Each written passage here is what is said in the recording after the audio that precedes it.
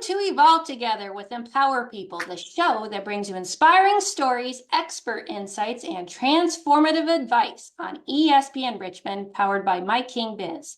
I'm your host, Tiffany Joy Greene, founder of Empower People. Each week, we dive into topics that are rooted in how purpose drives business and positive impact. Join us as we connect with dynamic guests, explore innovative ideas, and empower you to evolve and thrive in every aspect of your life. Stay tuned because together we can achieve greatness. Let's evolve together.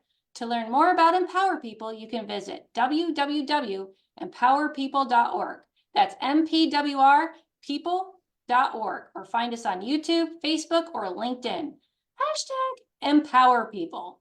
Now let's dive into today's show with our very special guest, Senator Tim Kaine.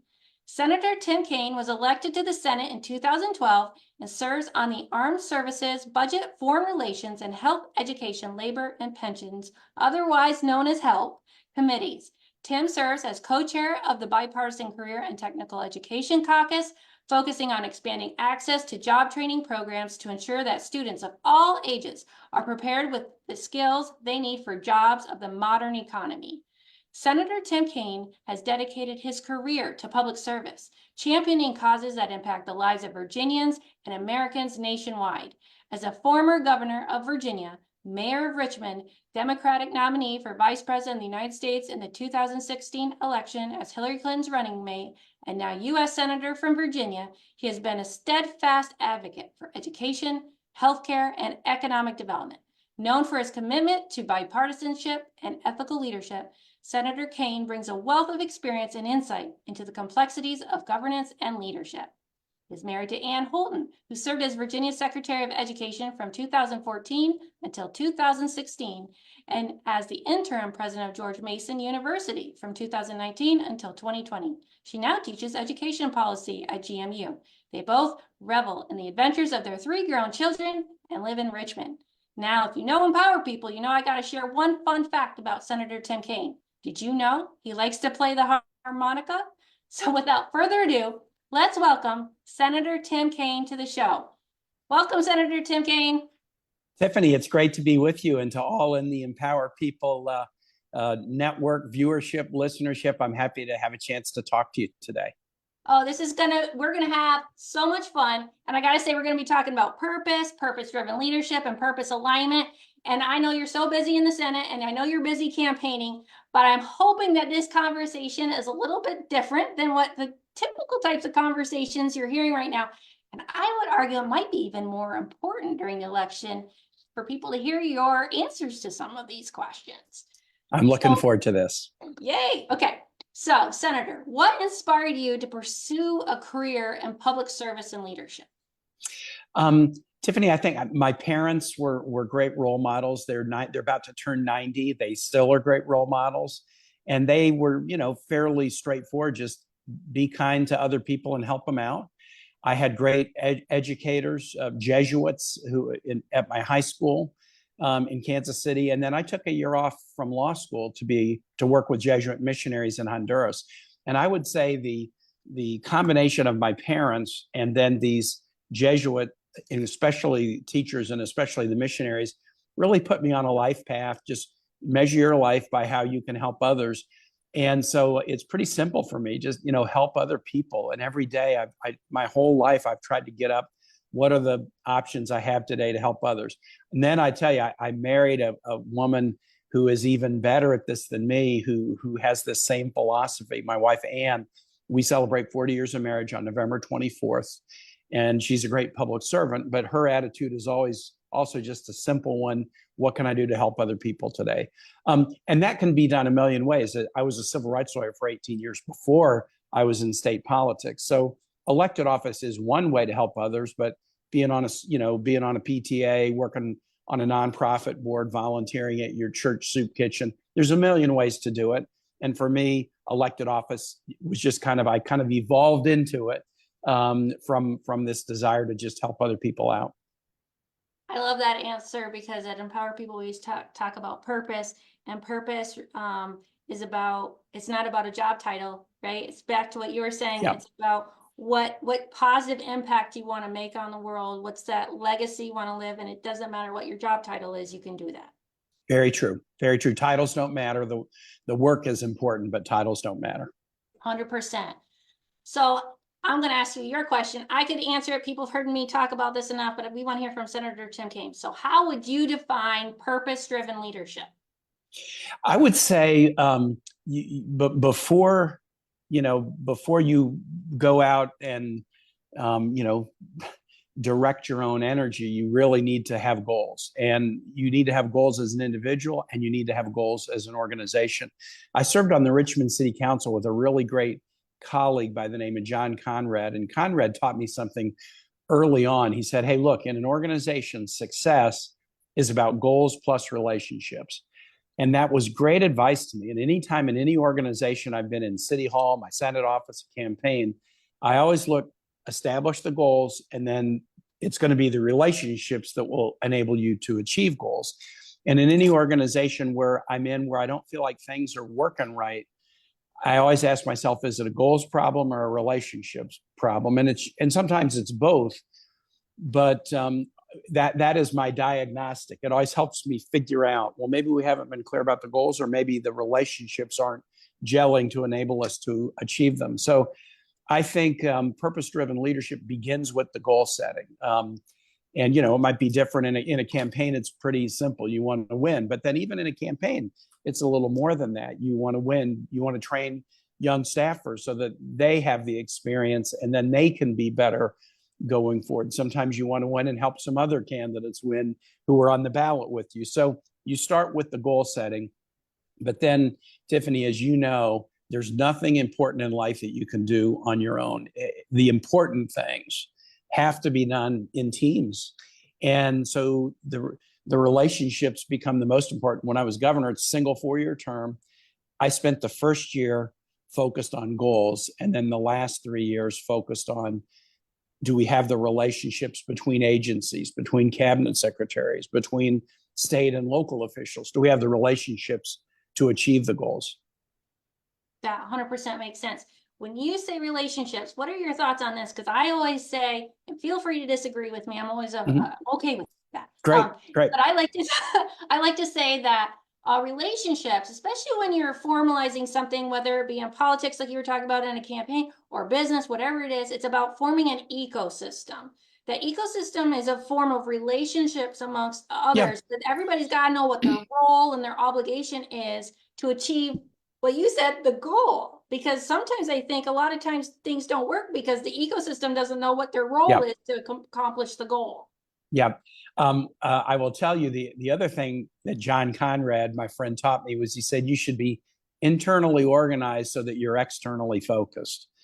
And so everything about the way you create the ecosystem has to really serve this external focus, your customer, or the goals that you set. I once had a summer intern come into my office as a senator at the end of the summer and say, man, I want to thank you for this experience. And I really love how non-hierarchical this office is. And I said, well, it's interesting. We actually have a very precise hierarchy and organizational chart. But the fact that you don't feel like that is a real compliment. I take that as a compliment, because sometimes the organization structures become rigid and you don't feel like you can talk to person X, or just walk into somebody's office. You wonder whether your idea can get to the top or get to where it ought to get. But it is important to have structure.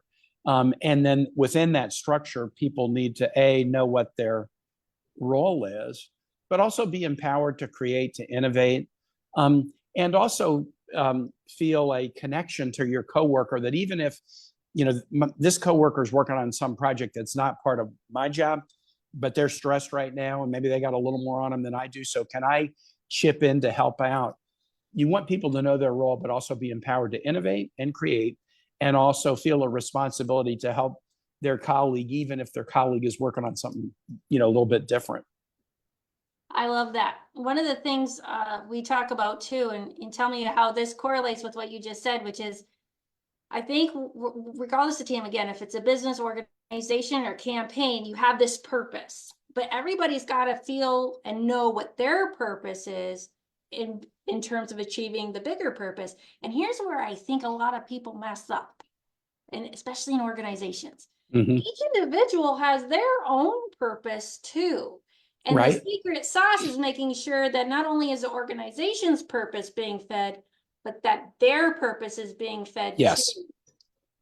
Right. I mean, in a way, you know, you're building this pyramid of purpose. Each individual has their own personal purpose. Then in the organization they're in, they have a role and a purpose within the organization. But then that may need to serve the team's purpose, and the sales department's purpose is going to be different than the communications department's purpose or the administration's purpose. And then all that has to serve an organizational purpose. So you are trying to find a way to, you know, align all these purposes from the individual to the team to the organization, and it can be hard. I mean, there's nothing automatic about it. In my own Senate office, I'm benefited because the three main leaders that I have who work for me, the director of my PAC, my political operation, my chief of staff, and then my deputy chief of staff, who usually takes an absence to leave of absence to run my campaign. Those three individuals have worked with me for, you know, 2 decades or more, and they are as close as siblings. They really understand each other. They know me, my strengths and weaknesses and quirks. And, you know, aligning purposes is hard, but if you can get some continuity, then over time you really can, you know, grow into a synergy where those different levels of purpose really come together. 100% agree. And I love that. So I'm going to ask you another question. We're going to go a little bit different. How do you balance the immediate needs of your constituents now we're kind of going into the external, with long-term vision and purpose? And because so many of our Empower People members are either executive directors of nonprofits or small business owners, I'm going to use an example. So small businesses and nonprofit leaders are listening to this program, which I just said. So how are you balancing the immediate needs for those folks with the long-term vision and purpose of Virginia? So I know in your role, that's what you got to do. That's a big ask. Yeah, no, it's a hard one, Tiffany, because, you know, the challenge with being a statewide official, the first tough balance is, you know, between my own views and views of, you know, of the majority of Virginians. Then there's the balance between, well, Central Virginia is really different than Appalachia. I just did 5 days of campaigning in Appalachia, and it's different than the Eastern Shore, and it's different than the Shenandoah Valley or Northern Virginia. So how do you balance the different needs of the different parts of Virginia? But you've asked the question in a really interesting way. You've said, how do you balance immediate short-term versus long-term? And particularly for those of us in politics, it might be a little bit easier as a senator with a 6-year term. But, you know, if you're a member of the House of Delegates in Richmond or the state House of Representatives in Washington, 2-year term, you know, you're kind of, how do you break out of a cycle of just thinking about the 2-year and thinking about the 20-year? And it's very hard to do. You have to be very intentional about it. You have to challenge yourself. I tend to have a running list of what I would call unfinished business that I know is not going to be finished in a year or two. It's longer term, especially in the Senate. You can make a big impact, but things move slowly. And so the way I try to focus on long term is kind of an unfinished business list that is always, you know, when I succeed on one and knock it off, well, there's always 1 or 2 more ready to go on. But all of my unfinished business items are medium and long-term items. None of them are short-term items. The short-term stuff we're working on every day: constituent service, helping somebody not get foreclosed on, helping a veteran get a benefit, getting a bill out of committee. We're working on that every day. We don't have to be super intentional about it. We just have to be, you know, energized to do it. But the long-term things, you can spend a lot of time dealing with the crises of the day and not really, you know, advance on the long term. So you kind of have to need to keep a list and kind of keep those issues before you. And I opened up the door to talk about small businesses, and then you said you've been talking to a lot, that you've been out there, you've been meeting with these small business owners in all these different regions.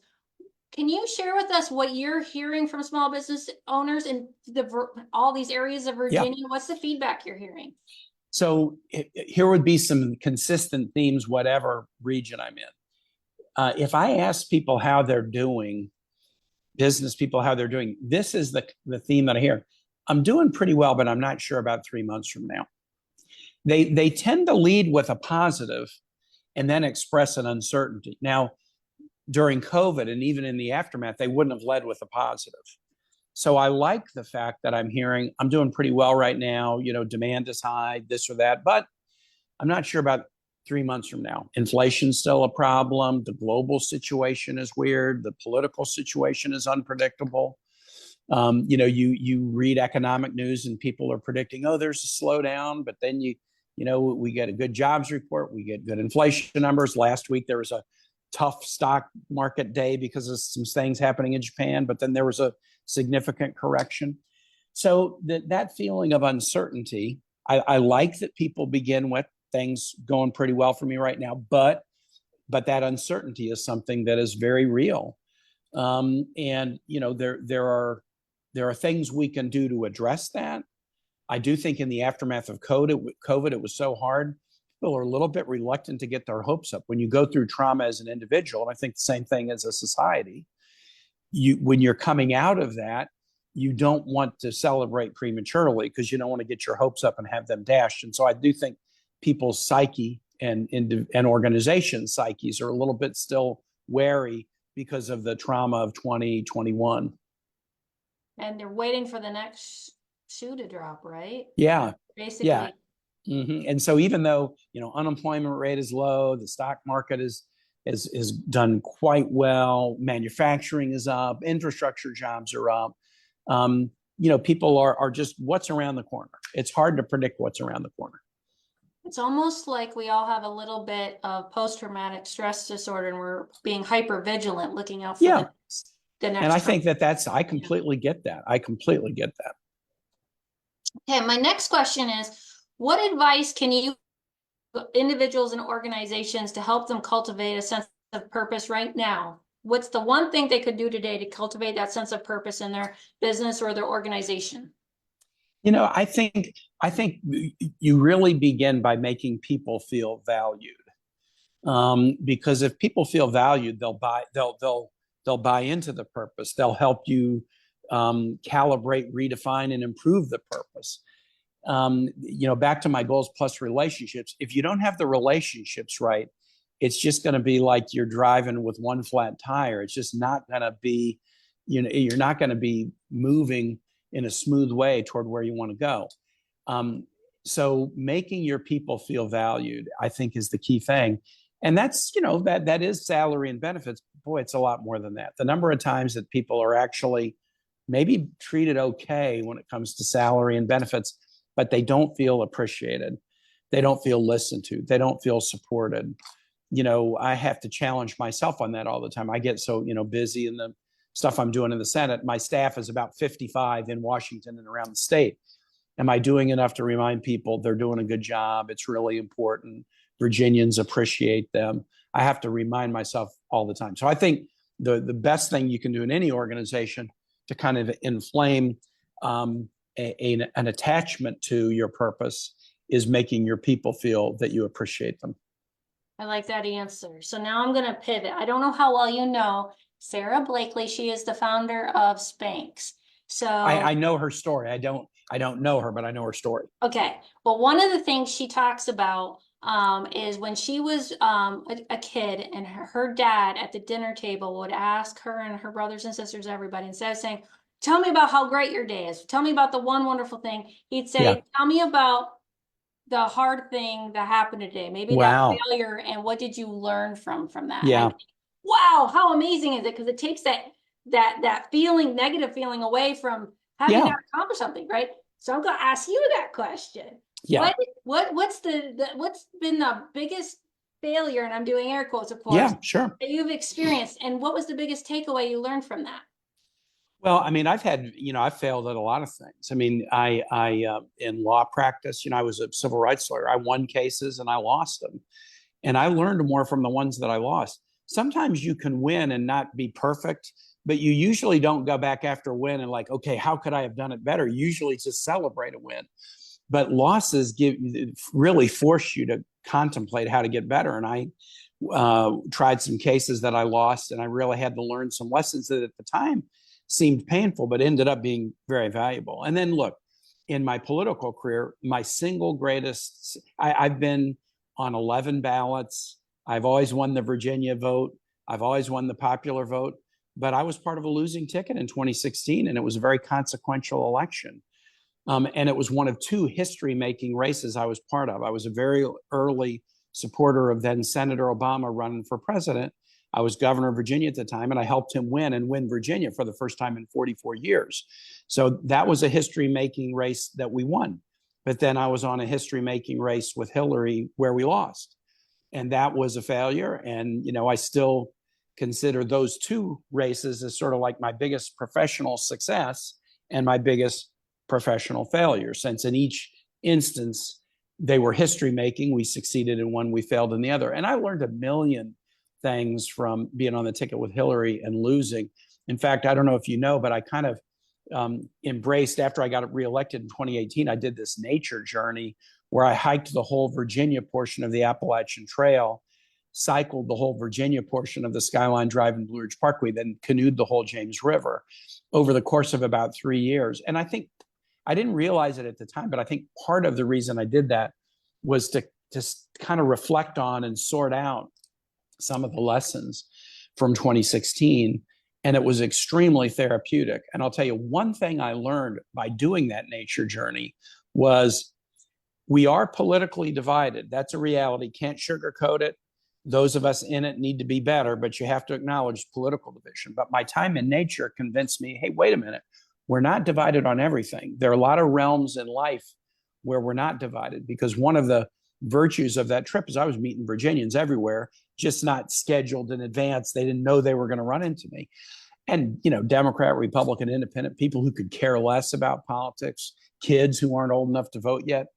There was a unity of appreciation for Virginia's natural beauty. And that reminded me, don't sugarcoat political division, but don't assume that like we're just divided in life. There's many realms in life where we're not divided. And that turned out to be a valuable lesson that I kind of worked my way through to learning in the aftermath of 2016. I got to ask the question. I wasn't planning this, but you telling me that story made me think of something. There was a conversation I had with people about a year ago, and it was a political conversation. Yeah. I said, let's imagine, if you will, we're building the United States from scratch. We have no history. We have nothing. So imagine we're creating the strategy, we're creating the foundation. We're not Democrats, we're not Republicans. And it was really hard to do that, right? Because everybody in this conversation, they're under the guise of Right. party, right? So I said, let's remember, we don't have these things don't exist. So what do we want to be known for? And then it was amazing how we agreed on more things than not. Interesting. What we disagreed on is maybe how to get there. Yeah. And you have put your finger on something really important. My colleagues and I, we do have some significant differences. I happen to be on a committee, the Armed Services Committee, that's very bipartisan. And the Help Committee, interestingly enough, a former Senator, Danny Inouye, used to say, the Armed Services Committee defends America, but the Help Committee defines America: health, education, labor, pension. And I love that I'm on both. And the Help Committee has really broad ideological diversity, you know, Rand Paul, Bernie Sanders, everybody in between. But we actually have had a pretty good track record of getting things done. But you're right, we often would like to get to the same goal, but have very different points of view about it. I'm in a prayer group in the Senate. We meet, it's like a Bible study prayer group every Wednesday morning. It's been going since the 1950s. And, you know, I had a really good conversation once with one of my Republican colleagues, and he said, we want the same thing. Democrats are more inclined to try to see how government can accomplish that, whereas maybe I'm a little more inclined, this was my Republican colleague, to empower churches and other organizations to help accomplish it. But in terms of the kinds of life we want people to be able to live, we're not that different. So it is a good thing to remind yourself of that.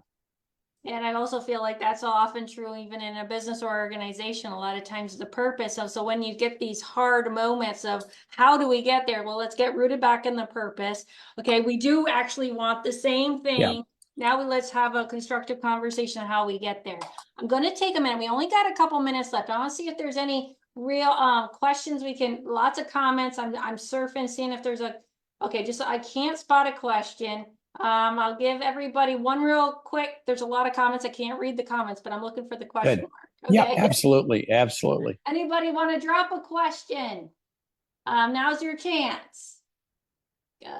Okay, I've not seen the little bubble. So anything you'd like to leave our members with today? Any final thoughts, comments? No, I mean, I know, Tiffany, you're a Richmond resident like me, and I'm hoping many people who are on are Richmonders. You know, I'll just say this: we're very lucky people to live in this beautiful part of the world, and also even politically, for all of our differences. I did have a pivotal experience as a youngster working with missionaries in Honduras when it was a military dictatorship. Nobody could vote for anybody. Any rule could be changed to benefit the leaders at the expense of everybody else. People were praying for the day when they might be able to pick their own leaders. And that has made me realize there's a lot we take for granted here. We're still so fortunate compared to others. Somebody was, bending my ear at the Floyd Country Store where I was on Friday night and said, "Oh, everything's so wrong here." And I said, I lived in a military dictatorship. I see it differently. We have problems for sure, but I just feel like we're really lucky, having seen how it is in other parts of the world. We're really lucky, but we have to be vigilant. No complacency. We're getting ready to celebrate the nation's 250th anniversary and talk about purpose. That is a time to be thinking about national purpose and reaffirming it. And I'm excited about the kinds of discussions that we'll have as a nation between now and 2026. Elections, sure, but we're going to have discussions even in Virginia. There's going to be great programming about what does America at 250 mean? And of course, Virginia played such a role in all of that.